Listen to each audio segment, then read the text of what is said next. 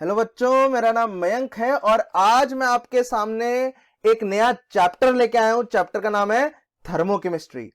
Thermochemistry thermodynamics का एक छोटा सा पार्ट है। बच्चों, थर्मोडायनेमिक्स का मतलब क्या होता है?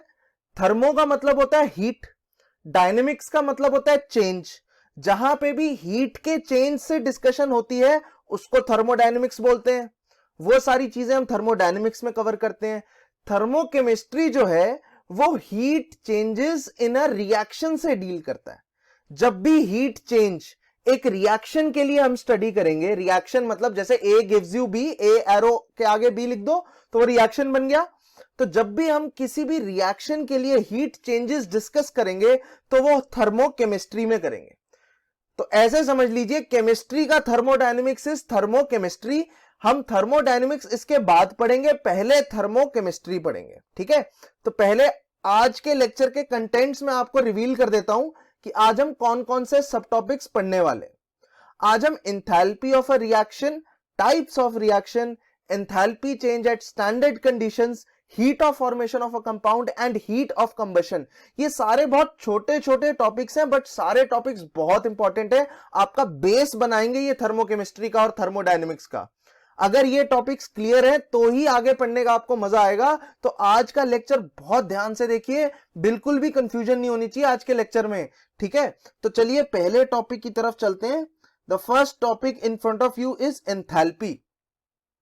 तो सबसे पहले तो मैं आपको बता दूं ये एंथैल्पी होती क्या है। अभी हम एंथैल्पी की भर भर के डिस्कशन करने वाले हैं थ्रू आउट द चैप्टर। ठीक है, तो एंथैल्पी को इंट्रोड्यूस कर दिया जाए यहां पे। सबसे पहले मैं आपको एक चीज बता दूं, एंथैल्पी इट इज अ, साथ साथ लिखेंगे, थर्मोडायनेमिक फंक्शन। ये एक थर्मोडायनेमिक फंक्शन है। इसका सिंबल बच्चों H होता है। ये एक थर्मोडायनेमिक फंक्शन है, इसका सिंबल H होता है। ये कहां यूज होता है फंक्शन? इस फंक्शन का यूज कहां होता है? इट इज यूज्ड, लिखेंगे, it is used to study heat changes in a reaction. अभी हम जो भी चीजें पढ़ रहे हैं रिएक्शन के स्पेसिफिक पढ़ रहे हैं, बिकॉज हमारे चैप्टर का नाम थर्मोकेमिस्ट्री है। हम जब थर्मोडायनेमिक्स पढ़ेंगे एंथैल्पी को और ब्रॉडली डिफाइन कर देंगे। अभी मैं रिएक्शन के लिए एंथैल्पी डिफाइन कर रहा हूं। ये जो फंक्शन है which is H, which is enthalpy, ये यूज क्यों होता है? ये यूज होता है हीट चेंज डिफाइन करने के लिए, हीट चेंजेस के बारे में बात करने के लिए। चलिए मैं आपको इसका एक छोटा सा एग्जांपल देता हूं। जैसे मेरे पास A gives you B है, बात समझ आ रही है? एक सिंपल सा रिएक्शन, A रिएक्टेंट आपका, B प्रोडक्ट है। A आपका रिएक्टेंट है और B आपका प्रोडक्ट है। ठीक है, अब अगर मैं आपको बोलूं रिएक्टेंट की एक केमिकल एनर्जी है, एक एंथैल्पी कंटेंट है, एक हीट कंटेंट है। एंथैल्पी को हीट कंटेंट से भी आप रिलेट कर सकते हैं। It is basically heat content. ठीक है, तो रिएक्टेंट का एक हीट कंटेंट है जिसे मैं HA बोल रहा हूं। This is heat content of A। A जो रिएक्टेंट है उसका हीट कंटेंट है HA। सिमिलरली B जो प्रोडक्ट है इसका हीट कंटेंट क्या है बच्चों? HB। तो यहां पे हम एक एंथैल्पी A डिफाइन कर रहे हैं, एंथैल्पी B डिफाइन कर रहे हैं। Enthalpy A is the heat content of A, enthalpy of B is heat content of B। और यहां पे heat change, enthalpy change define करना है अगर हमें, तो हम कैसे डिफाइन करेंगे? डेल्टा H से। व्हाट इज डेल्टा H बच्चों? It is enthalpy of products. यहां पे लिखेंगे enthalpy of products minus enthalpy of reactants. इसको और अच्छे से हम डिस्कस करेंगे थोड़ी देर में। अभी थोड़ा सा बेसिक आइडिया दे रहा हूं। तो change in enthalpy is equal to products की एंथैल्पी माइनस रिएक्टेंट्स की एंथैल्पी। तो यहां पे क्या लिखेंगे? HB minus HA। मैं बस थोड़ा सा आइडिया दे रहा हूं कि ये एंथैल्पी का हम यूज कैसे करना चाहते हैं। हम हीट का चेंज डिफाइन करना चाहेंगे। एक रिएक्शन के अंदर क्या डिफाइन करना चाहेंगे बच्चों? Heat change. और इस तरीके से हीट चेंज डिफाइन करेंगे। एंथैल्पी ऑफ प्रोडक्ट्स में से एंथैल्पी ऑफ रिएक्टेंट्स को घटा देंगे। That's how we will define heat change. I hope it is very very clear, सबको समझ आ रहा है। चलिए, बहुत अच्छी बात है। एंथैल्पी को थोड़ा बहुत हमने यहां पे इंट्रोड्यूस कर दिया है, आगे चलते हैं।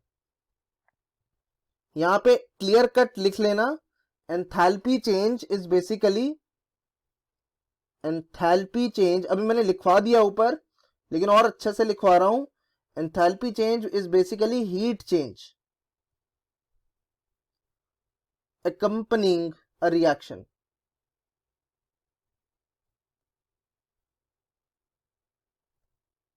ओके, और डेल्टा एच को कैसे डिफाइन किया बच्चों? Enthalpy of products minus enthalpy of reactants. ये बिल्कुल क्लियर होना चाहिए आपको, इसमें कोई दिक्कत नहीं होनी चाहिए। I hope it is very very clear. चलिए आगे चलते हैं।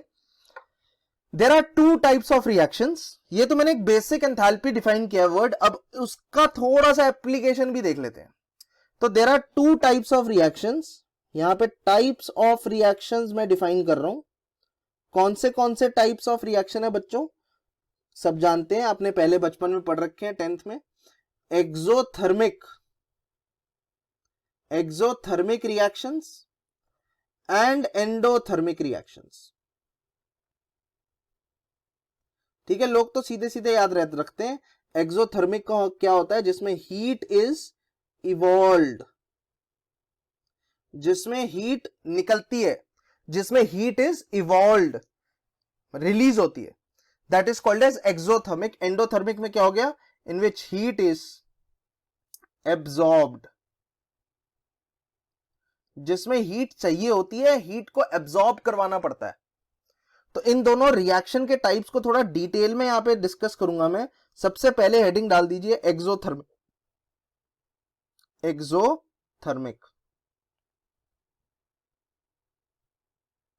Exothermic reactions. तो एक्सोथर्मिक रिएक्शन बेसिकली डेफिनेशन तो आप जानते ही हो, ये वो रिएक्शंस होते हैं जिसमें हीट इवॉल्व होती है। मैं थोड़ा सा इसको ना अलग पर्सपेक्टिव से समझाना चाहूंगा यहां पे। जैसे मेरे पास है A गिव्स यू B, एक रिएक्शन है A gives you B। A आपका रिएक्टेंट है और B आपका प्रोडक्ट है। A रिएक्टेंट है, B प्रोडक्ट है। यहां पे ग्राफ बना रहा हूं, अभी जैसे ही ग्राफ बनाऊंगा आपको समझ आ जाएगा। This is the graph between enthalpy and reaction coordinate. Reaction coordinate का मतलब बच्चों कि रिएक्टेंट से हम जब प्रोडक्ट जाते हैं, जब रिएक्टेंट होता है तो रिएक्शन कोऑर्डिनेट की वैल्यू 0, मतलब रिएक्शन अभी स्टार्ट ही नहीं हुआ। तो एंथैल्पी ऑफ ए यहां पे डिफाइन कर रहा हूं मैं, यहां ऐसे HA, ये वैल्यू है HA की। HA मतलब A का heat content. What is HA बच्चों? This is enthalpy of, enthalpy bracket में लिख सकते हो हीट कंटेंट, हीट कंटेंट किसका? Of A। सिमिलरली B का क्या डिफाइन करेंगे? HB। तो गाइज ऐसा समझ लीजिए A का हीट कंटेंट ज्यादा है, B का हीट कंटेंट कम है। तो मैंने ऐसे प्लॉट कर दिए, HA को थोड़ा ऊपर रखा है, HB को थोड़ा नीचे रखा है। रिएक्शन के स्टार्टिंग में यहां पे रिएक्शन स्टार्ट हो रहा है, ये जो रिएक्शन कोऑर्डिनेट की लाइन जहां से स्टार्ट हो रही है, यहां से रिएक्शन स्टार्ट हो रहा है।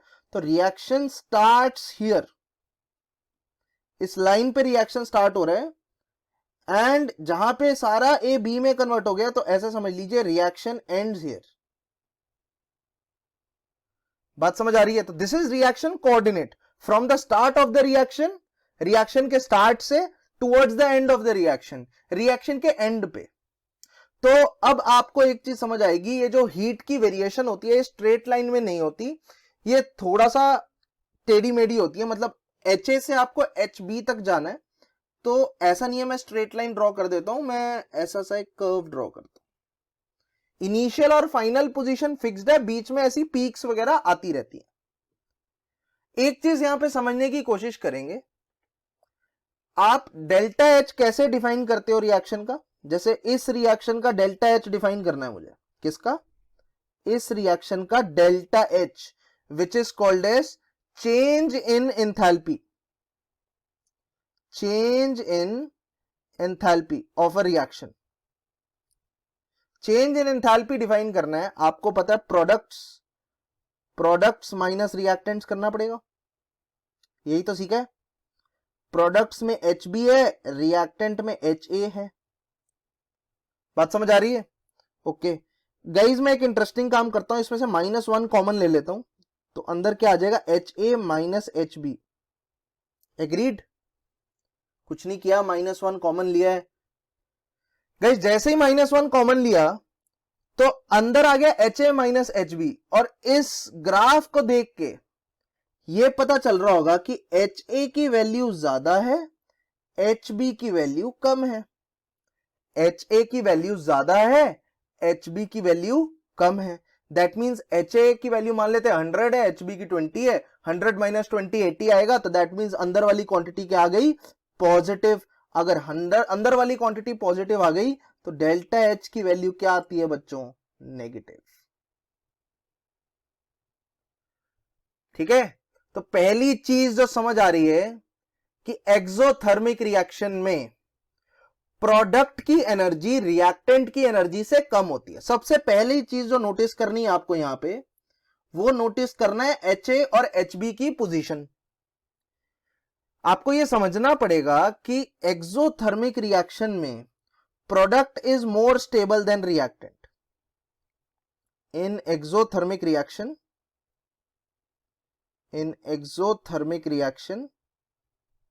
product, in this case HB, is more stable than reactant। reactant इस केस में क्या है बच्चों, HA। मैं फिर से बता रहा हूं,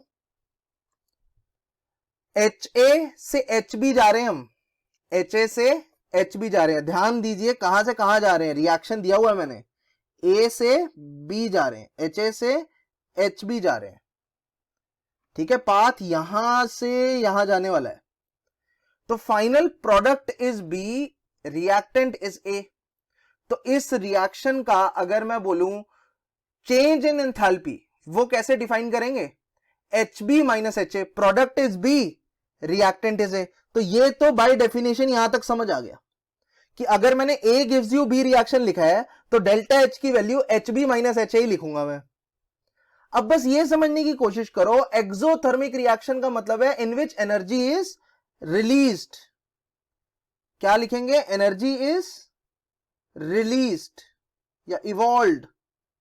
ये वो रिएक्शन है जहां पे एनर्जी रिलीज होती है। खुद सोचो, रिएक्टेंट की एनर्जी ज्यादा है, प्रोडक्ट की एनर्जी कम है। रिएक्टेंट को यहां से हायर पोटेंशियल एनर्जी से लोअर पोटेंशियल एनर्जी में जाना है, या हायर केमिकल एनर्जी से लोअर केमिकल एनर्जी में जाना है। अपना उसको हीट कंटेंट कम करना पड़ेगा, इस चक्कर में वो रिलीज करेगा हीट। मैं दोबारा से बोल रहा हूं, मुझे अपनी हीट कम करनी है, मैं रिएक्टेंट हूं। खुद पे सोचो, मैं एक रिएक्टेंट हूं, मुझे अपनी हीट कम करनी है, तो मैं हीट को क्या कर दूंगा, बाहर फेंक दूंगा। मैं खुद रिएक्टेंट हूं, मुझे अपनी हीट कम करनी है, तो मैं हीट को क्या कर दूंगा बच्चों, मैं हीट को रिलीज कर दूंगा। यही समझने की फीलिंग है कि HA को अगर हीट रिलीज कर दी, अगर HA ने हीट रिलीज कर दी, HA का हीट कंटेंट कम हो गया, तो क्या बन गया, HB, जिसका हीट कंटेंट HA से कम है, जो कि ज्यादा स्टेबल हुआ। हीट कंटेंट कम मतलब ज्यादा स्टेबल।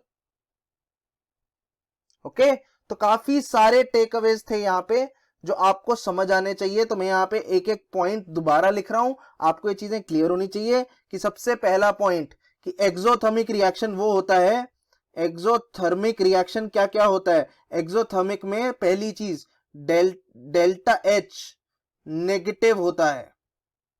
दूसरी चीज, प्रोडक्ट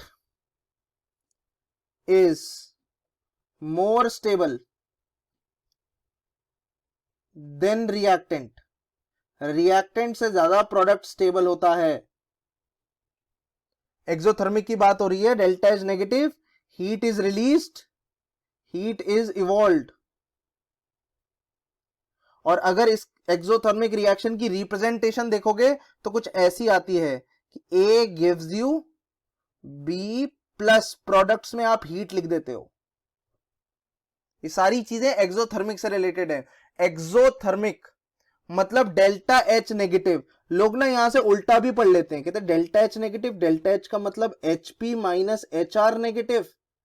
ठीक है, that means HP is less than HR। Product की एनर्जी रिएक्टेंट की एनर्जी से कम है, दैट मीन्स प्रोडक्ट क्या है, स्टेबल। ये दूसरी लाइन यही लिखी हुई है, तो एक से आप दूसरी लाइन पे पहुंच भी सकते हो। डेल्टा एच नेगेटिव का मतलब होता है HP minus HR, products minus reactant is less than 0। That means HP is less than HR, HR ज्यादा है।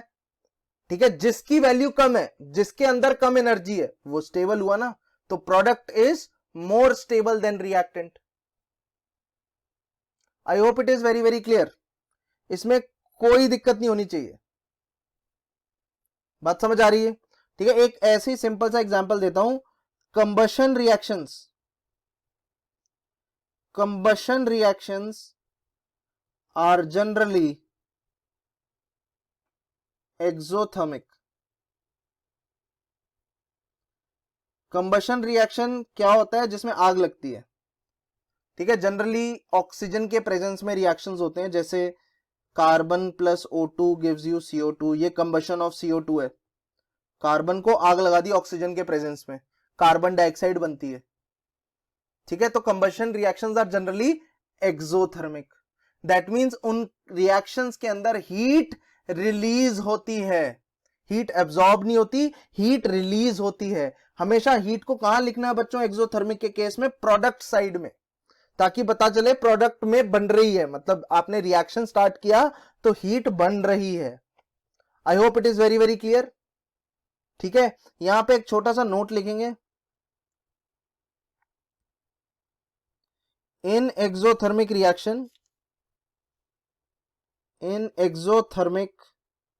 Reaction for some time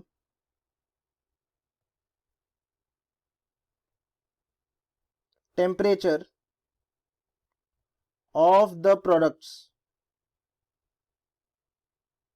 will rise,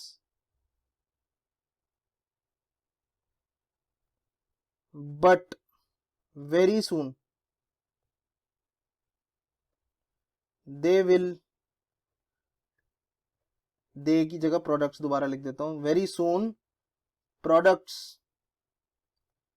will lose heat to the surroundings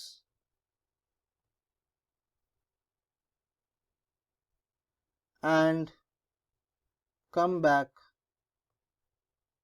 to room temperature। यार एक ना बहुत बड़ी confusion होती है, सबको होती है, आप किसी से भी पूछ लेना।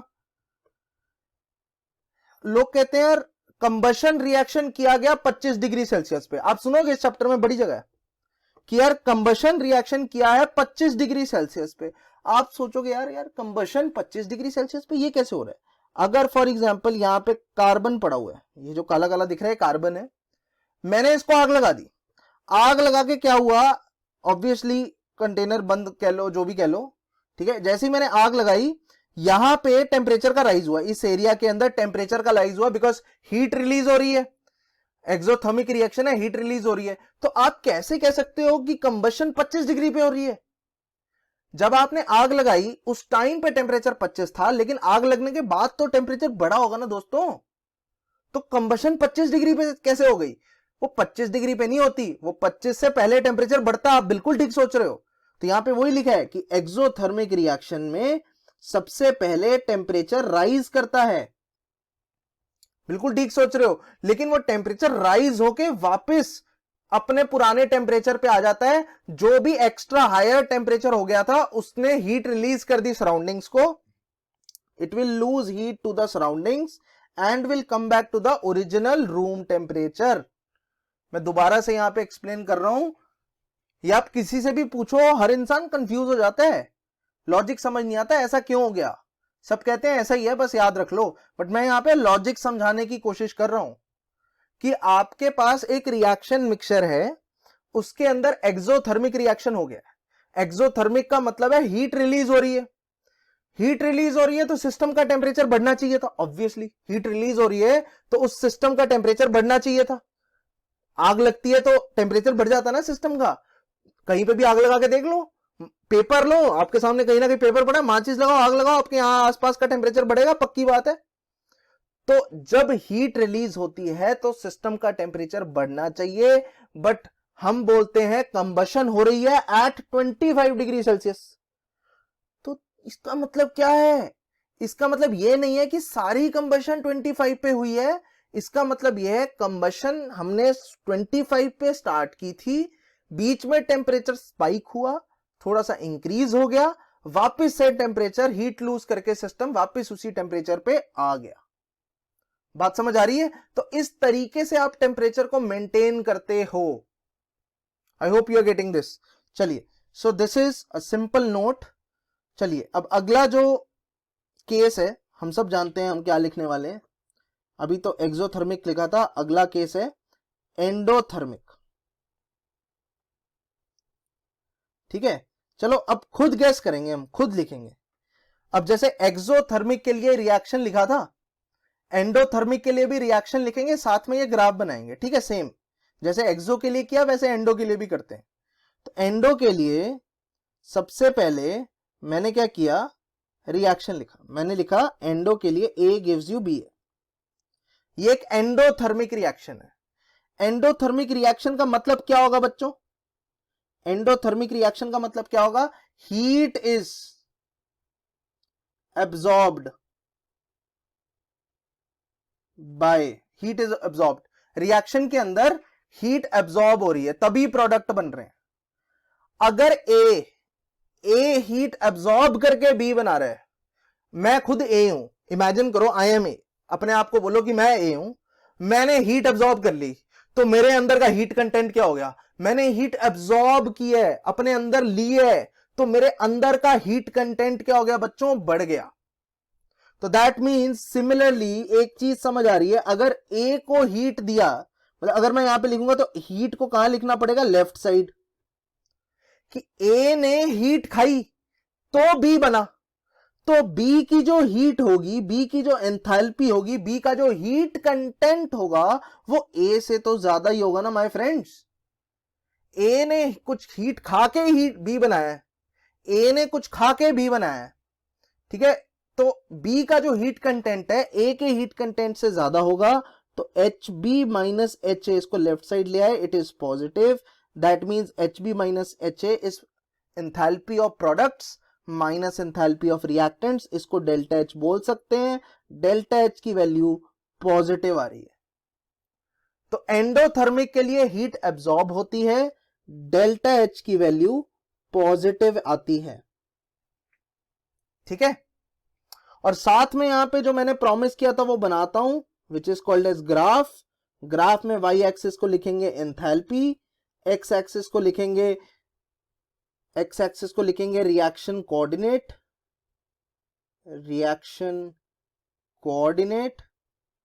ठीक है। रिएक्शन स्टार्ट यहां पे हो रहा है तो this is your H A, ये रहा आपका एच ए। रिएक्शन एंड जहां हो रहा है वहां पे लिखेंगे एच बी। अभी हमने बोला एच बी की वैल्यू एच ए से ज्यादा होगी, वही ग्राफ में भी प्लॉट किया है, एच बी की वैल्यू एच ए से ज्यादा है। अब आप इस ग्राफ को ऐसे प्लॉट करेंगे, स्ट्रेट लाइन से नहीं करेंगे, बस बीच में एक पीक आ सकती है, दो पीक्स आ सकती हैं, जो भी है, बट स्ट्रेट लाइन नहीं आती जल्दी। बात समझ आ रही है? अगर मैं इस ग्राफ को देखता हूं तो एक चीज समझ आ रही है। क्या समझ आ रही है? कि product is less stable then reactant. काफी सारी चीजें क्लियर हो जानी चाहिए अब तक एंथैल्पी को लेके। अब मैं आपको एंडोथर्मिक के बारे में समझाने की कोशिश कर रहा हूं।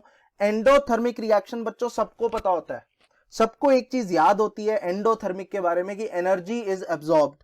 एक एक करके दोबारा से समझेंगे। एनर्जी एब्सॉर्ब होती है, ये पता है हमें, एनर्जी एब्सॉर्ब होती है। दैट मींस ए और बी में एनर्जी किस साइड लिखूं मैं? Left side.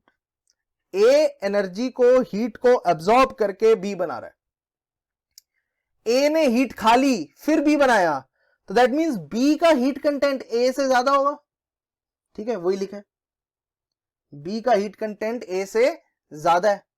तो फिर वो लेफ्ट राइट कर लिया तो ये आ गया, इसको डेल्टा एच बोलते हैं तो ये आ गया, तो डेल्टा एच की वैल्यू पॉजिटिव होती है।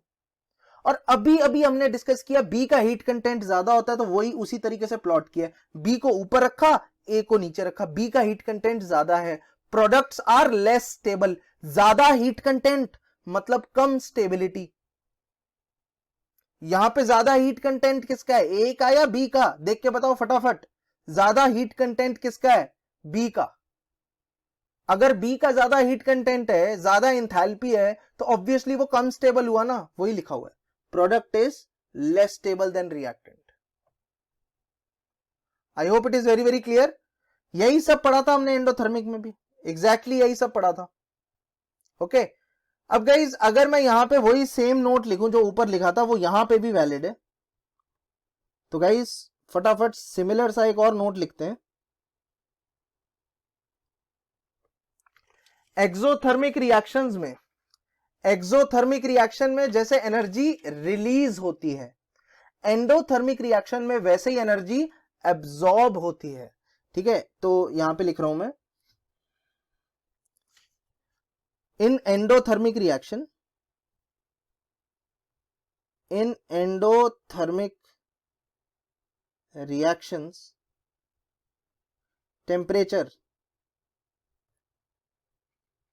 of the reaction mixture, temperature of the reaction mixture falls during the change,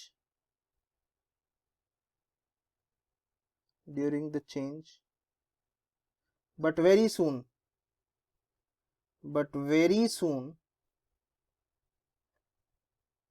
heat is absorbed from the surroundings, heat is absorbed by the surroundings, sorry, by the system from the surroundings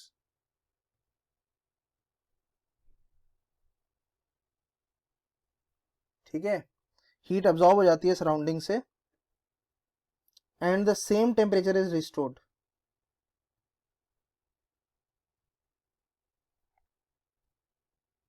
काफी लंबी चौड़ी अंग्रेजी हो गई, समझते हैं इसको। ठीक है, let's try to understand this note.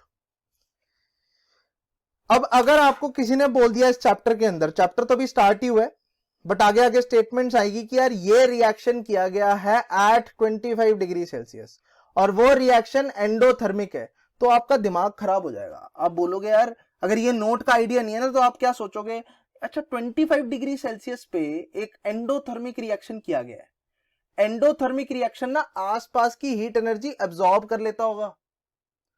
क्यों? क्योंकि उसको तो एनर्जी एब्जॉर्ब करनी है ना, एंडोथर्मिक में हीट इज एब्जॉर्ब्ड। अगर कहीं की हीट अगर सिस्टम की एनर्जी रिएक्शन ने एब्जॉर्ब कर ली है, तो सिस्टम का टेम्परेचर डिक्रीज होगा। सिस्टम का टेम्परेचर अगर डिक्रीज होगा, तो सेम टेम्परेचर कैसे मेंटेन करने के लिए बोल रहा है ये? वो इसलिए बोल रहा है क्योंकि जैसे ही टेम्परेचर का फॉल आया, उसने हीट कहां से अब्सॉर्ब कर दी? फ्रॉम द सराउंडिंग्स, आसपास के एरिया से उसने हीट अब्सॉर्ब कर ली। हीट अब्सॉर्ब करके वापस उसी टेम्परेचर पे आ गया। तो आई होप ये भी नोट आपको बिल्कुल क्लियर हो गया है कि देखो, चाहे एक्सोथर्मिक रिएक्शन हो चाहे एंडोथर्मिक रिएक्शन हो, दोनों केसेस में टेम्परेचर को मेंटेन किया जा सकता है। एक्सोथर्मिक रिएक्शन में हीट को सराउंडिंग्स में फेंक देंगे और एंडोथर्मिक रिएक्शन को हीट को सराउंडिंग से ले लेंगे, बस यही दो डिफरेंस है।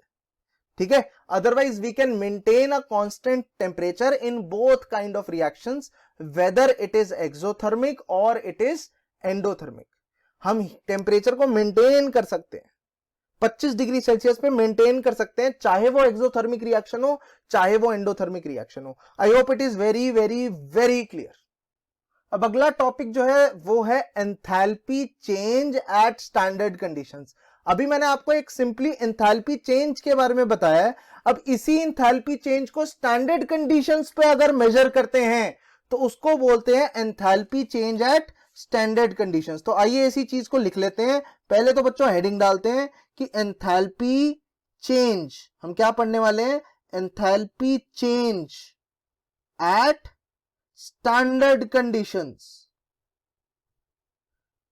ठीक है, तो इसके नीचे क्या लिखेंगे, देखो बहुत ही सिंपल लैंग्वेज में मैंने अभी आपको समझाया है कि जो आप एंथैल्पी चेंज की बात कर रहे थे रिएक्शन के लिए, फॉर एग्जांपल अगर एक रिएक्शन हो रहा है, जैसे एक नॉर्मल सा कोई रिएक्शन लिख रहा हूं, कार्बन सॉलिड है, हाफ O2 है, ठीक है, हाफ O2 गैस मान लेते हैं और गिव्स यू CO गैस, ये मान लेते हैं, ठीक है। इसमें कुछ एंथैल डेल्टा H होगा, डेल्टा H मतलब enthalpy change of the reaction, delta H है, इट इज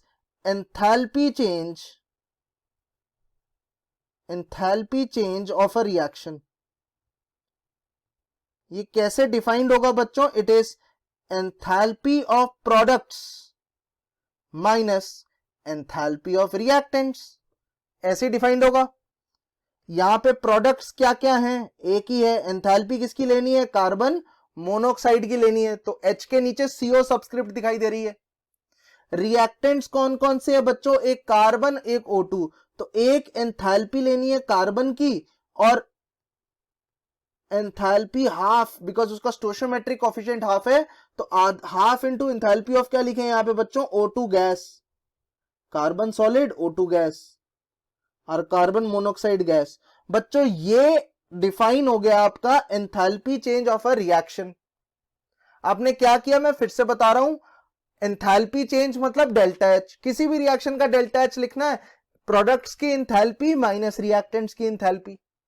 प्रोडक्ट्स की एंथैल्पी लिख ली, प्रोडक्ट यहां पे CO है तो सीधे सीधे CO चिपका दिया। रिएक्टेंट्स की एंथैल्पी लिख दी, रिएक्टेंट्स आपके कार्बन है और ऑक्सीजन है, ये दो अलग अलग रिएक्टेंट्स हैं, तो इस तरीके से ऐड करके लिख दी रिएक्टेंट्स की एंथैल्पी, ठीक है, माइनस कर दिया, तो this is enthalpy change of a reaction.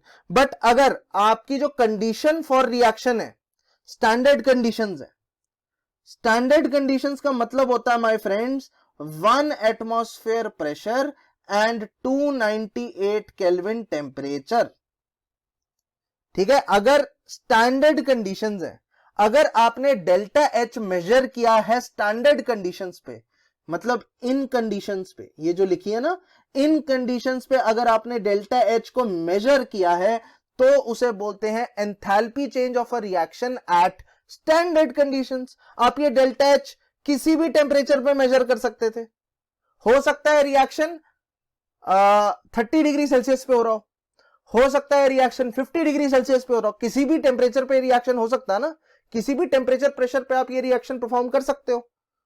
लेकिन अगर इस रिएक्शन को आप परफॉर्म करोगे इन कंडीशंस पे 1 एटमॉस्फेयर 298 केल्विन, अगर इन कंडीशंस पे आप इस रिएक्शन को मेजर करोगे, इसका डेल्टा H मेजर करोगे, तो डेल्टा H आ जाएगा डेल्टा H नॉट के बराबर। मतलब अगर आपने डेल्टा H मेजर किया at 1 atmosphere pressure and 298 kelvin, मतलब इसी रिएक्शन का डेल्टा H मेजर किया इन कंडीशंस पे, तो इस डेल्टा H की वैल्यू को हम ऐसे लिख देते हैं डेल्टा H नॉट। ये जो नॉट ऊपर जो गोला सा लगाया है ना, ये सिंबल है बच्चों स्टैंडर्ड कंडीशंस का।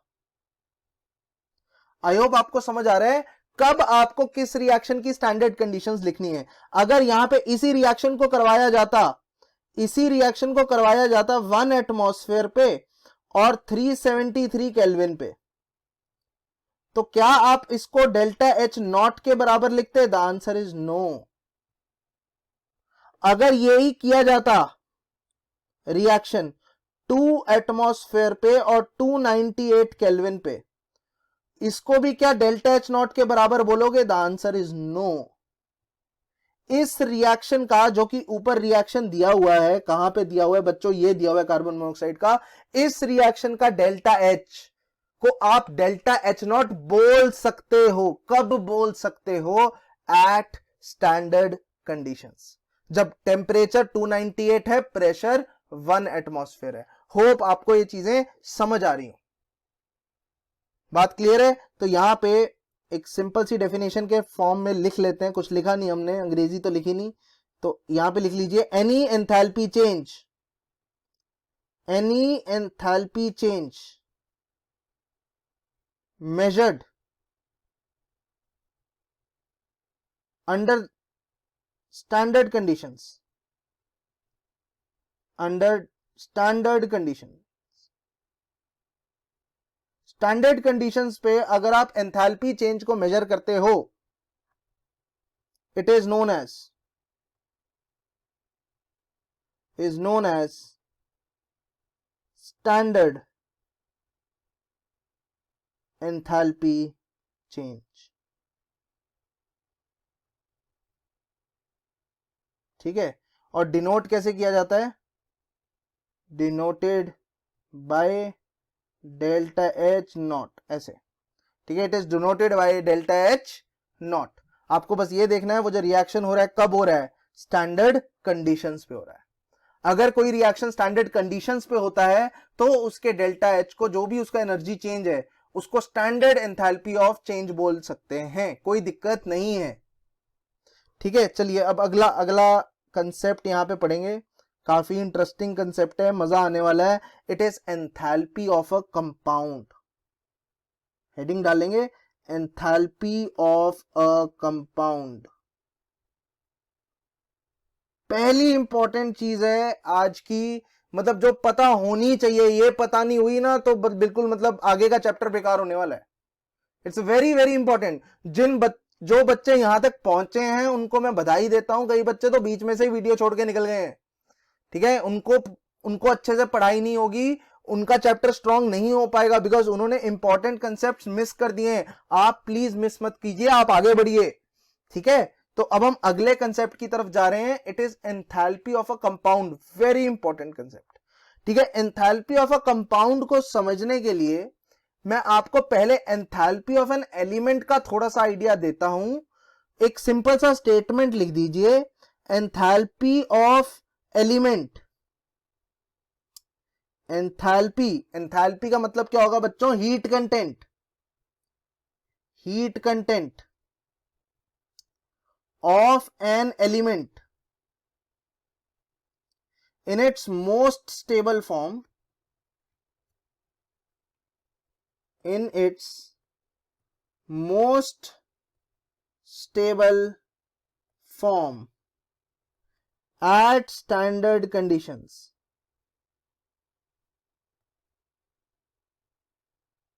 is 0। ये स्टेटमेंट आपको याद रखनी होगी। ये तो वही आर्यभट्ट वाली फीलिंग है, जीरो की खोज है ये। आपको किसी चीज को वैल्यू देनी है तो आपको पहले जीरो डिफाइन करना होगा, नहीं करना होगा, बहुत जरूर करना होगा। 1 2 3 4 5 6 ये जितनी भी काउंटिंग है उसका तभी महत्व है अगर जीरो डिफाइन करते हो।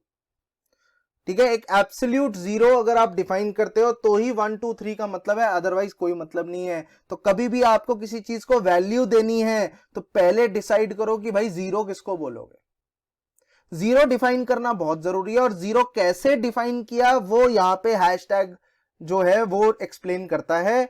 जीरो डिफाइन करने के लिए उन्होंने एलिमेंट्स को जीरो दिया है। कब दिया है, in its most stable form at standard conditions.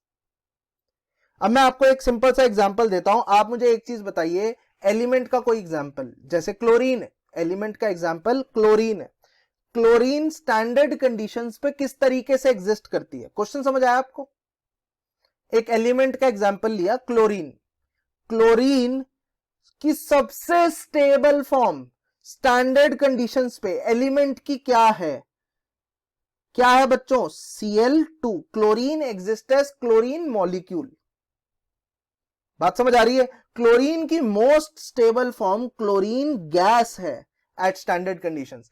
Chlorine gas के फॉर्म में एग्जिस्ट करता है, स्टैंडर्ड कंडीशंस में क्लोरीन गैस के फॉर्म में एग्जिस्ट करता है। तो अगर स्टैंडर्ड कंडीशंस में क्लोरीन गैस की एंथैल्पी की बात करें तो वो जीरो है, यही बोलने की कोशिश कर रहा हूं मैं। अब मैं दोबारा से आपसे क्वेश्चन पूछता हूं, हाइड्रोजन की बात करते हैं अब। Can you tell me hydrogen किसके फॉर्म में एग्जिस्ट करता है, H2 के फॉर्म में एग्जिस्ट करता है। हाइड्रोजन की मोस्ट स्टेबल फॉर्म एलिमेंट, आपको 2-3 मिलाने नहीं है, HCl मत बोल देना यहां पे।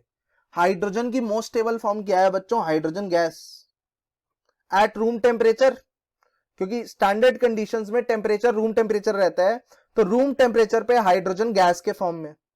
ये इसकी मोस्ट स्टेबल फॉर्म बनाई है, नहीं बनाई है? बिल्कुल बनाई है। This is the most stable form at standard conditions, बिल्कुल। इसकी एंथैल्पी 0 है। बात समझ आ रही है? अच्छा, और सुनते हैं। अच्छा, व्हाट अबाउट ब्रोमीन? ब्रोमीन की मोस्ट स्टेबल फॉर्म क्या है? Bromine exist as liquid at room temperature. Bromine एक ऐसा नॉन मेटल है जो कि लिक्विड के फॉर्म में एग्जिस्ट करता है, तो ब्रोमीन लिक्विड की एंथैल्पी स्टैंडर्ड कंडीशंस में 0 होती है। गैस की मत 0 कर देना। मोस्ट स्टेबल फॉर्म याद रखनी है। आयोडीन की मोस्ट स्टेबल फॉर्म क्या है? I2। I2 किस फॉर्म में एग्जिस्ट करता है रूम टेम्परेचर पे? सॉलिड के फॉर्म में। तो स्टैंडर्ड एंथैल्पी ऑफ I2 कौन सा 0 है बच्चों? सॉलिड 0 है। अभी फिर से आपको बताता हूं, जैसे H standard enthalpy of oxygen gas 0 है, O2 गैस। अगर मैंने आपसे पूछ लिया, यहां पे थोड़ी सी चेंज कर रहा हूं, H0 ऑफ Cl2 लिक्विड, क्या ये 0 है? क्या क्लोरीन स्टैंडर्ड कंडीशंस पे लिक्विड की तरह एग्जिस्ट करता है? नहीं, तो ये 0 नहीं है बच्चों।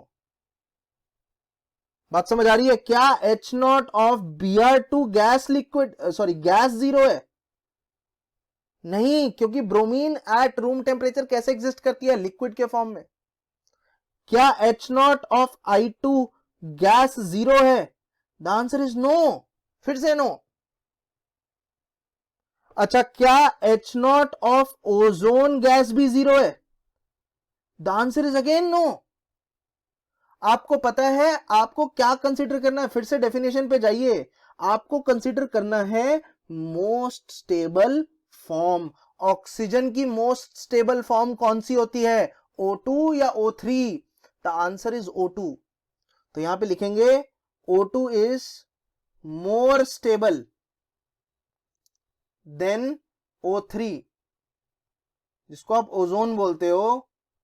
ओजोन से O2 ज्यादा स्टेबल है, इसलिए O2 की 0 बोल रखी है, O3 की 0 नहीं बोल रखी।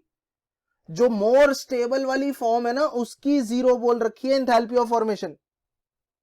आई होप यहां तक समझ आ रहा है 0 किसको बोला हुआ है। अब यहां पे और इंटरेस्टिंग केसेस आपको बताता हूं, जैसे H0 ऑफ सल्फर। सल्फर में भी जो रोम्बिक सल्फर है उसकी 0 बोल रखी है। रोम्बिक सल्फर की 0 बोल रखी है। सल्फर भी रोम्बिक और मोनोक्लिनिक 2 फॉर्म में है। अभी ये पी ब्लॉक आएगा ना, आपको समझ आएगा। सल्फर की 2 फॉर्म होती है, रोम्बिक और मोनोक्लिनिक। मोनोक्लिनिक को 0 नहीं बोला, किसी एक मोस्ट स्टेबल फॉर्म को 0 बोलना है। मोस्ट स्टेबल फॉर्म सल्फर है, रोम्बिक। क्लियर है सबको? Everybody should have total understanding of this topic. अब यहां पे केमिस्ट्री है, तो एक एक्सेप्शन, इंटरेस्टिंग सी एक्सेप्शन क्या है बच्चों? एक्सेप्शन है H0 ऑफ फॉस्फोरस व्हाइट को 0 बोला है। व्हाइट फॉस्फोरस की स्टैंडर्ड एंथैल्पी को 0 बोला है, बट ये मोस्ट स्टेबल नहीं होती। स्टेबिलिटी वाइज, ठीक है, phosphorus white is least stable. फिर उसके बाद रेड फॉस्फोरस का नंबर आता है सबसे ज्यादा स्टेबल, ब्लैक फॉस्फोरस। तो आइडियली जो सबसे स्टेबल होता है ना, उसको 0 बोलना चाहिए। आइडियली सबसे स्टेबल कौन सा इन तीनों में से? Black phosphorus. तो आइडियली ब्लैक फॉस्फोरस को 0 बोलना चाहिए, बट व्हाइट को बोला है। तो यहां पे लिख लेते हैं ideally P black should be considered as 0, should be 0, should be considered instead of P white. ठीक है, कोई बात नहीं, एक्सेप्शन है, याद रखनी है। ठीक है, व्हाइट फॉस्फोरस को 0 बोला हुआ है, ब्लैक को नहीं बोला हुआ, हालांकि ब्लैक सबसे स्टेबल होता है, सबसे स्टेबल ब्लैक होता है। ओके, क्लियर है? मैं दोबारा से बता देता हूं हम क्या टॉपिक पढ़ रहे थे। हम पढ़ रहे हैं enthalpy of a compound, but इसको पढ़ने के लिए मुझे ये चीज समझनी बहुत जरूरी है। किसी भी चीज को वैल्यू देना चाहता हूं, मैं किसी कंपाउंड को वैल्यू देना चाहता हूं, तो मेरे को पहले 0 डिफाइन करना पड़ेगा। 0 की इंपॉर्टेंस बहुत ज्यादा होती है। अगर 0 है तो ही 1 2 3 4 5 6 7 है, अदरवाइज उनका कोई मतलब नहीं है। अब यहां पे 0 कैसे डिफाइन किया है, ध्यान से सुनिए। कोई भी एलिमेंट अपने मोस्ट स्टेबल फॉर्म में एग्जिस्ट करता है एट स्टैंडर्ड कंडीशंस, उसकी एंथैल्पी को 0 बोल दिया। ठीक है, मतलब फॉर एग्जांपल ऑक्सीजन है, ऑक्सीजन की स्टैंडर्ड कंडीशंस पे मोस्ट स्टेबल फॉर्म कौन सी है? O2। तो O2 की एंथैल्पी को, O2 गैस की एंथैल्पी को 0 बोला है। O2 लिक्विड को 0 नहीं बोला, O2 सॉलिड को 0 नहीं बोला, O2 गैस को 0 बोला है। और ऐसा जरूरी तो नहीं है हर चीज गैस ही हो रूम टेम्परेचर पे। जैसे ब्रोमीन है बच्चों, bromine exist as what? Bromine exist as liquid. तो ब्रोमीन लिक्विड को 0 बोला है कि स्टैंडर्ड कंडीशंस पे ब्रोमीन रूम टेम्परेचर में एज लिक्विड एग्जिस्ट करता है। यहां पे मेरी नॉलेज यूज हो रही है। तो ब्रोमीन लिक्विड को 0 बोला है, ब्रोमीन गैस को 0 नहीं बोला है। सिमिलरली आयोडीन सॉलिड को 0 बोला है, आयोडीन गैस को 0 नहीं बोला। सल्फर में भी बात करो, सल्फर के रोम्बिक वाले सल्फर को 0 बोला है, मोनोक्लिनिक को नहीं बोला। फॉस्फोरस एक एक्सेप्शन है जिसमें ब्लैक को 0 बोलना चाहिए, बिकॉज ब्लैक ज्यादा स्टेबल है। ब्लैक ज्यादा स्टेबल है, ब्लैक को बोलना चाहिए। बट छोड़ो ना यार, केमिस्ट्री वाले कहीं ना कहीं एक्सेप्शन घुसा ही देते हैं, जहां नहीं भी होनी चाहिए वहां पे भी घुसा देते हैं। सब कुछ लॉजिक चल रहा था, है ना, अचानक से एक्सेप्शन आ गई, कोई बात नहीं, थोड़ा थोड़ा याद रखेंगे, थोड़ा थोड़ा समझेंगे, ऐसे ही चलेंगे। That's how we work. Okay, तो let's come back to the topic. हमारा टॉपिक क्या था बच्चों? Enthalpy of a compound. Enthalpy of a compound कैसे डिफाइन करना है, मैं आपको एक रिएक्शन के थ्रू समझाऊंगा। Consider the following reaction.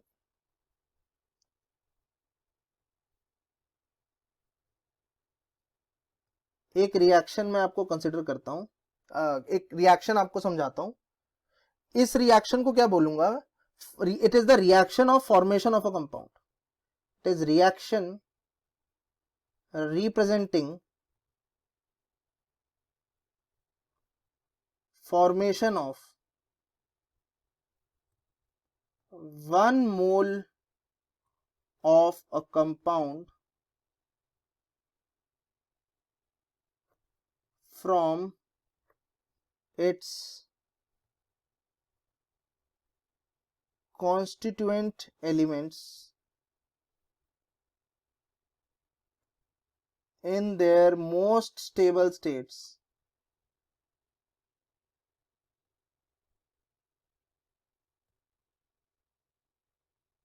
at standard conditions।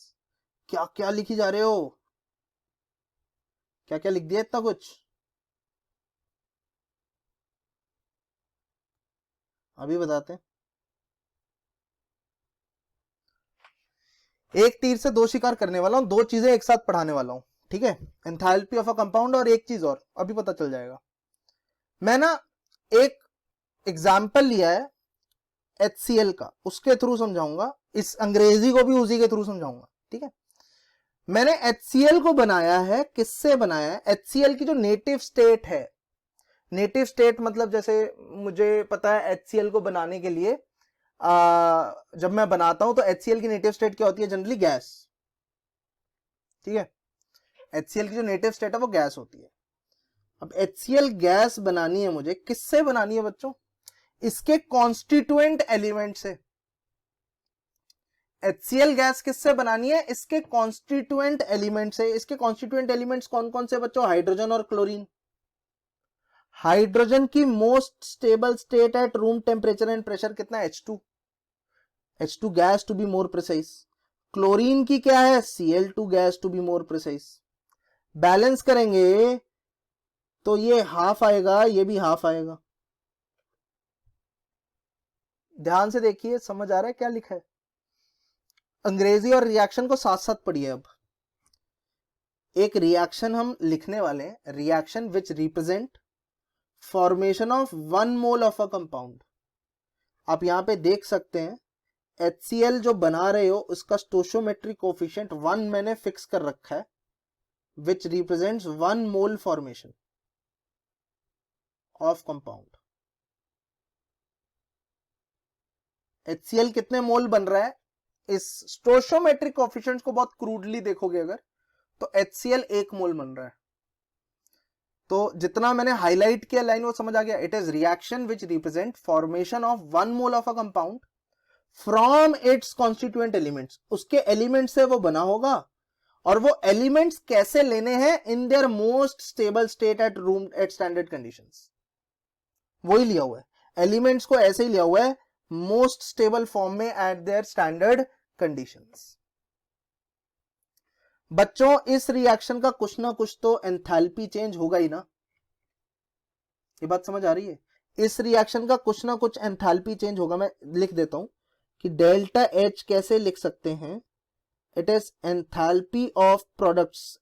अब इसको थोड़ा डिजाइन से लिखते हैं, एंथैल्पी ऑफ प्रोडक्ट्स सिग्मा मतलब sum of enthalpy of products minus sum of enthalpy of reactants. यहां तक तो समझ आ रहा है।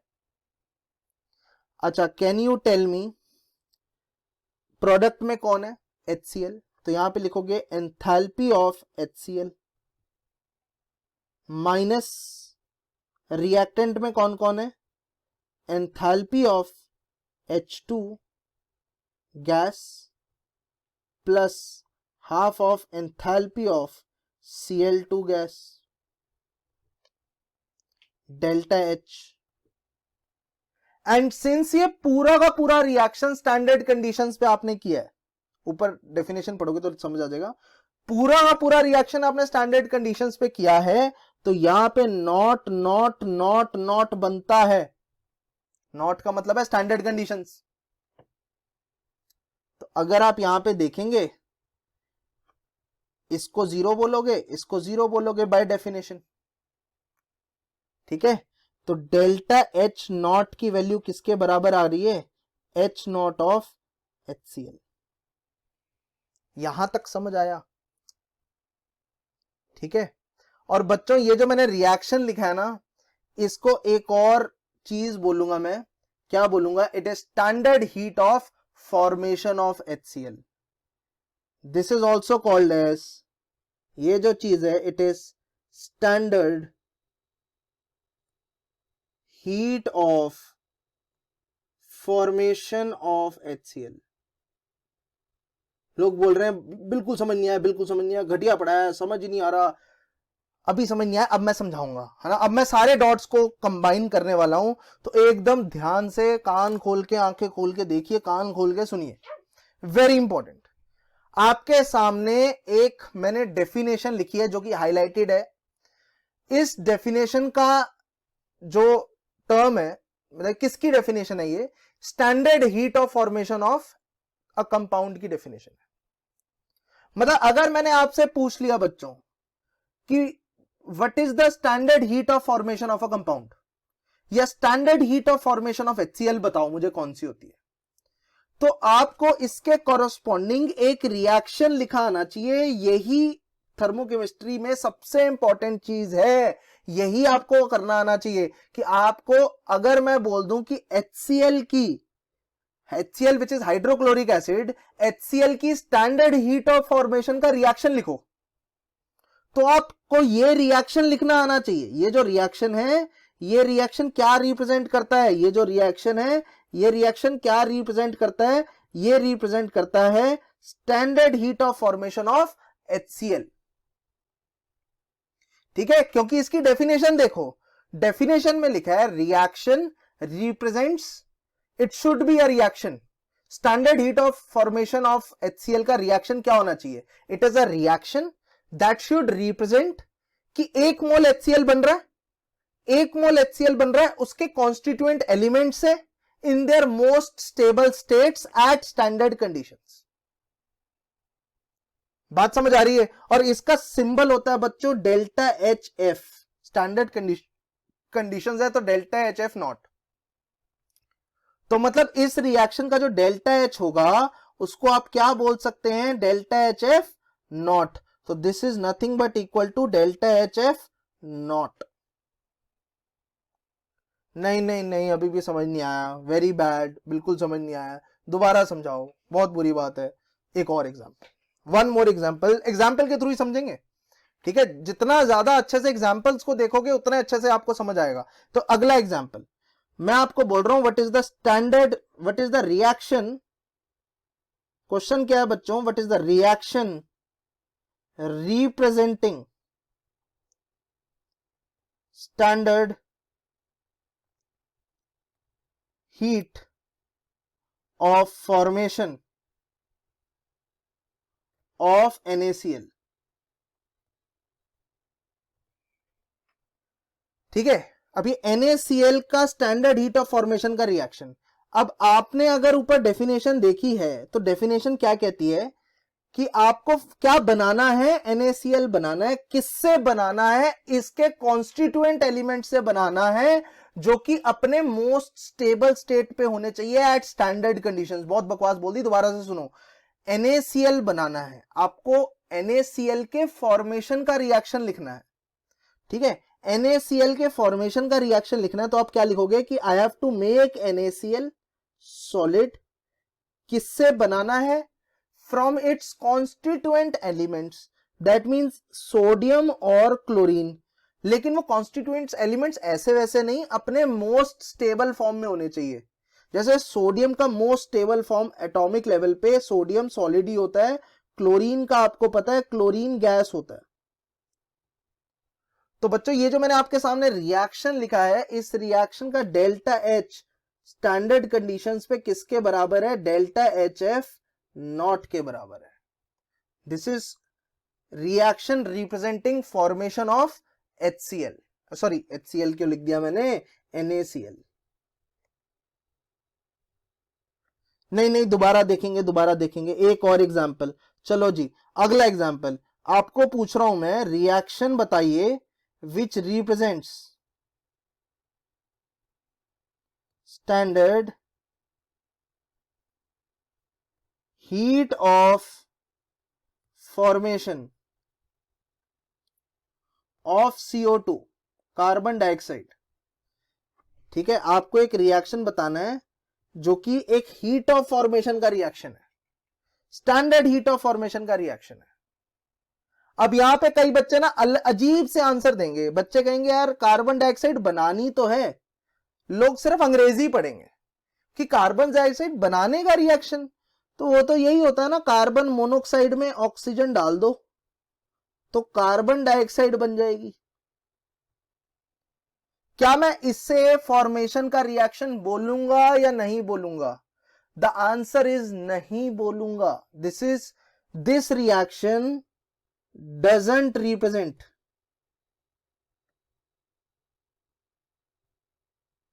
ये नहीं रिप्रेजेंट करता ये, क्योंकि इसकी डेफिनेशन क्या है? ये जो स्टैंडर्ड हीट ऑफ फॉर्मेशन की डेफिनेशन क्या है बच्चों? डेफिनेशन याद रखनी पड़ेगी। डेफिनेशन है कि आपको 1 मोल कंपाउंड बनाना है, आपको 1 मोल कंपाउंड बनाना है। किससे बनाना है? उसके एलिमेंट से बनाना है। किसी एक कंपाउंड से दूसरा कंपाउंड नहीं बनाना, कंपाउंड बनाना है उसके एलिमेंट से बनाना है, और एलिमेंट्स की जो स्टेट होनी चाहिए वो मोस्ट स्टेबल होनी चाहिए, और ये सब स्टैंडर्ड कंडीशंस पे कहानी चल रही है। तो इसी चीज को मैं यहां पे अप्लाई करने की कोशिश करता हूं। मुझे एक कंपाउंड बनाना है, कौन सा बनाना है? यहां पे CO2 बनाना है। किससे बनाना है? इसके कॉन्स्टिट्यूएंट एलिमेंट से बनाना है। इसके कॉन्स्टिट्यूएंट एलिमेंट्स कौन से हैं? कार्बन और ऑक्सीजन से बनाना है। आपको कार्बन ऑक्सीजन की वो स्टेट्स लेनी है जो कि मोस्ट स्टेबल है एट स्टैंडर्ड कंडीशंस। तो कार्बन सॉलिड फॉर्म में मोस्ट स्टेबल होता है ऑक्सीजन गैस फॉर्म में मोस्ट स्टेबल होता है। रिएक्शन बैलेंस्ड है, इट रिप्रेजेंट्स दिस। ये उस डेफिनेशन को सेटिस्फाई करता है। बात सारी डेफिनेशन को सेटिस्फाई करने की है, मैं बता रहा हूं। ओके, मतलब अब मैं अगर आपको एक और चीज बताऊं, अब मैं एक और, what reaction represents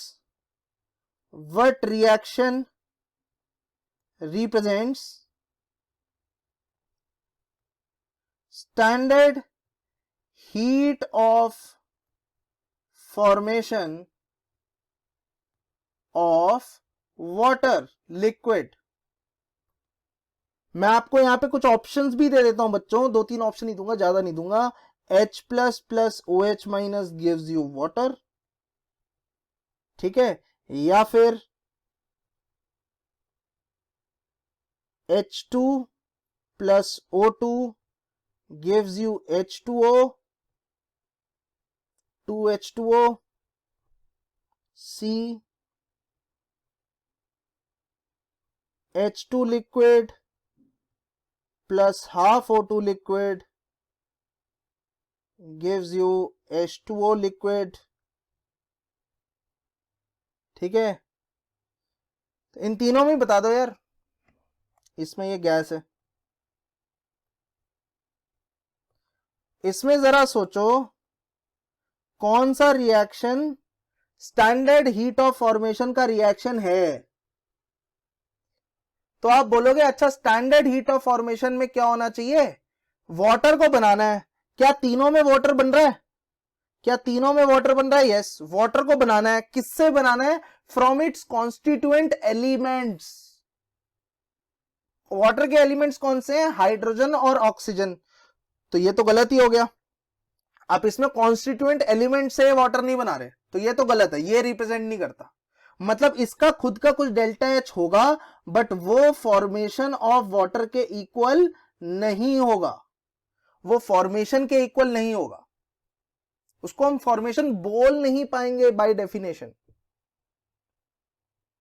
दोबारा से, वाटर को बनाना है, बी और सी ऑप्शन रह गए हैं, वाटर को बनाना है फ्रॉम इट्स कॉन्स्टिट्यूएंट एलिमेंट्स, बहुत सही बात है, इन their most stable state at room temperature, तो सी भी गलत हो गया। वाटर को बनाया है, कॉन्स्टिट्यूएंट एलिमेंट से ही बनाया है, लेकिन लिक्विड है, ये मोस्ट स्टेबल स्टेट में होने चाहिए। Most stable state at room temperature क्या है? वॉट? हाइड्रोजन की गैस, ऑक्सीजन की गैस, ये आपकी मोस्ट स्टेबल स्टेट्स है एट रूम टेम्परेचर। तो इसका आंसर क्या हो गया? बी। आपका ये भी गलत है, बी भी आंसर नहीं है। क्यों? क्योंकि आपने डेफिनेशन ध्यान से नहीं पढ़ी। आपको 1 मोल वाटर बनाना है। बी भी गलत है, इसका सही आंसर डी है, जो अभी तक मैंने लिखा नहीं था। H2 gas plus half O2 gives you water liquid. इस रिएक्शन का डेल्टा एच फॉर्मेशन के डेल्टा एच के बराबर होगा। गाइस, बी क्यों गलत हो गया? फटाफट बताइए, बी क्यों गलत हो गया? सिंपल है, बी इसलिए गलत हो गया क्योंकि यहां पे 2 है, ये नहीं होना चाहिए था, यहां पे 1 होना चाहिए था। आप याद करो, हमने यही डिस्कस किया है, याद करिए, यहां पे लिखा है 1 मोल फॉर्मेशन की बात हो रही है, तो यहां पे आपको 1 मेंटेन करना है। छोटी छोटी टेक्निकलिटीज हैं, लोगों को नहीं पता होती। ये 1 की बात हो रही है, 1 मोल, तो आपको 1 मोल ही कंपाउंड बनाना है, स्टोइकोमेट्रिक कोएफिशिएंट उसका 1 मोल ही रखना है, तभी फायदा है, तभी उसको ये बोलेंगे, नहीं तो नहीं बोलेंगे। यहां तक बात समझ आ रही है? अच्छा, यही चीज जो डेल्टा एच एफ है, जो आपने अभी रिएक्शन लिखा, जो आपने अभी रिएक्शन समझा, इसी फॉर्मेशन को इसकी एब्सोल्यूट एंथैल्पी भी बोल सकते हो। यही ओवरऑल कंसेप्ट बनता है। मैं दोबारा से बता देता हूं, पॉइंट्स को ज्वाइन कर देता हूं। आपको ये जो रिएक्शन दिख रहा है, एक एक करके सोचेंगे सब। आपको ये जो रिएक्शन दिख रहा है, जो डब्बे के अंदर बंद है, क्या मैं इस रिएक्शन को फॉर्मेशन का रिएक्शन बोल सकता हूं? यस और नो? क्या मैं इस रिएक्शन को फॉर्मेशन का रिएक्शन बोल सकता हूं? डेफिनेशन दिमाग में चलनी चाहिए कि फॉर्मेशन का रिएक्शन वो होता है जिसके अंदर आप 1 मोल कंपाउंड बनाते हो, तो 1 लिखा होना चाहिए, 1 लिखा है, 1 मोल कंपाउंड बनाते हो, उसके कॉन्स्टिट्यूएंट एलिमेंट से in their most stable states at standard conditions, सारी चीजें सेटिस्फाई कर रही हैं, तो मैं इस रिएक्शन को फॉर्मेशन का रिएक्शन बोल सकता हूं। और किसी भी रिएक्शन को, इसको मैं फॉर्मेशन का रिएक्शन बोल सकता हूं बाय डेफिनेशन। और ये तो एक जनरल फॉर्मूला है ना, डेल्टा एच को क्या लिख सकते हो, enthalpy of products minus enthalpy of reactants. और ध्यान से देखिए, एंथैल्पी ऑफ रिएक्टेंट्स तो 0 है, बिकॉज स्टैंडर्ड कंडीशंस पे मोस्ट स्टेबल फॉर्म आपने लिया, तो वो 0 ही हुई उसकी एंथैल्पी। तो डेल्टा एच नॉट, जिसको आप अब डेल्टा एफ एच नॉट भी बोल रहे हो, उसकी वैल्यू एब्सोल्यूट एंथैल्पी के बराबर आ गई है। तो गाइस, एक सिंपल सी चीज नोट की तरह याद रखेंगे, यही चीज मैं आपके ट्यूटोरियल के अंदर यूज भी करने वाला हूं। नोट क्या है कि किसी भी कंपाउंड की स्टैंडर्ड कंडीशंस पे एंथैल्पी, किसी भी कंपाउंड की एंथैल्पी इज इक्वल टू उसी के फॉर्मेशन की चेंज इन एंथैल्पी। इसका एग्जाम्पल क्या होगा, आपको किसी ने पूछ लिया कि यार आप एब्सोल्यूट एंथैल्पी मुझे बताओ कार्बन डाइऑक्साइड गैस की, एब्सोल्यूट एंथैल्पी बताओ कार्बन डाइऑक्साइड गैस की, तो आप बोलोगे इसकी जो एब्सोल्यूट एंथैल्पी है ना, वो एक्चुअली इस रिएक्शन के एंथैल्पी चेंज के बराबर है, इस रिएक्शन के एंथैल्पी चेंज के बराबर है। फॉर्मेशन ऑफ CO2 का रिएक्शन लिखो, carbon solid plus O2 gas gives you CO2 gas. इस रिएक्शन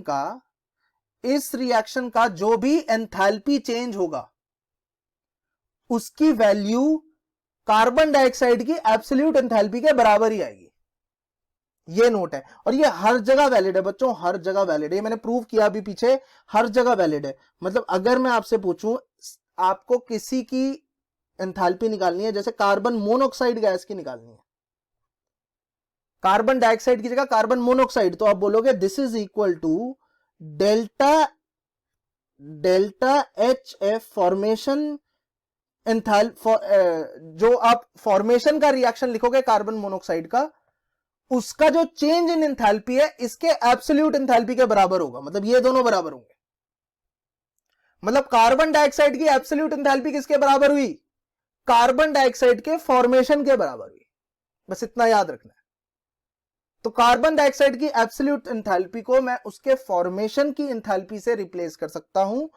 फॉर्मेशन की एंथैल्पी को रिप्रेजेंट करने वाला रिएक्शन बाय डेफिनेशन सोचो कि आपको 1 मोल कार्बन मोनोऑक्साइड बनानी है, किससे बनानी है, उसके कॉन्स्टिट्यूएंट एलिमेंट से in their most stable state. बात समझ आ रही है सबको? इट्स वेरी वेरी इंपॉर्टेंट, बहुत ही ज्यादा इंपॉर्टेंट है। इससे इंपॉर्टेंट कोई चीज ही नहीं है पूरे थर्मोकेमिस्ट्री में, इससे इंपॉर्टेंट कोई चीज नहीं है। क्योंकि अगर आपको ये चीज पता है तो ही आप बाकी सारी चीजें समझ पाओगे, अदरवाइज नहीं समझ पाओगे। यहां पे आज हमारा एंथैल्पी ऑफ कंबशन रह गया है, आज हम कर नहीं पाए। मैंने सोचा था कि मैं करवा दूंगा, बट अनफॉर्चुनेटली हो नहीं पाया, टाइम काफी हो गया। तो अब हम नेक्स्ट वीडियो में एंथैल्पी के कॉरस्पॉन्डिंग, एंथैल्पी ऑफ कंपाउंड के कॉरस्पॉन्डिंग एक क्वेश्चन भी करेंगे, स्टार्ट वहीं से करेंगे और फिर उसके बाद कंबशन से कंटिन्यू करेंगे। ठीक है बच्चों, आई होप आज का लेक्चर आपको पसंद आया होगा। ये लेक्चर बहुत इंपॉर्टेंट है, इस चैप्टर को अच्छे से पढ़िए, सिंपल चैप्टर है, ठीक है, और आपसे हो जाएगा। जस्ट मोमेंटम बना के रखिए अपना, अच्छे से करेंगे, ठीक है। चलिए guys, take care, bye bye.